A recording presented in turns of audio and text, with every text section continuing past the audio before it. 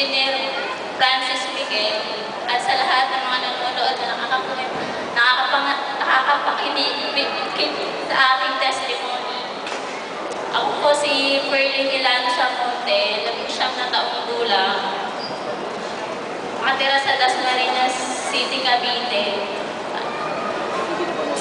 Ako ay 14 years old po nung maano po na may psoriasis. Ito po yung sakit sa balat na nasabi po sa akin ng doktor, wala na daw pong kagalingan. Habang buhay ko na daw po sakit to. Nung pagsabi po yung sa akin, parang pinapanghinaan po ako ng loob. Tapos po, bali po 4 years po akong nagsasuffer dito sa sakit na to. Naiiyak po ako lumabas sa amin. Lagi lang po nakakulong sa bahay. Kasi po, pinandidirihan po ako ng mga tao. Kasi po, yung katawan ko po may sugat. Hindi po nila alam kung ano yung nararamdaman ko. First year high school po ako nung magkaroon ako ng sakit.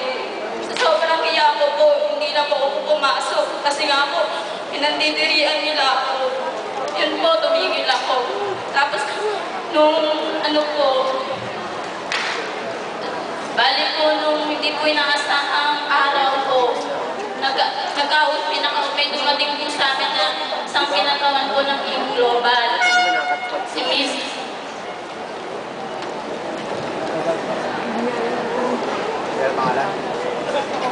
Mrs. Maylin Baclor po, at saka si Mr. Bob Dehita. Ano po siya, galing under Team Alliances, headed by Mr. Roy Cueto and Mr. Laksamana. Dahil po, ito po yung gamot na nakapagpagaling sa akin, ang produkto po ng AIM Global.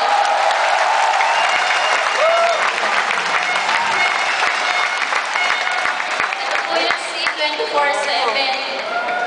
Napakalaki po ng pasasalamat ko dahil isa pong milagrong produkto ito ng AIM Global.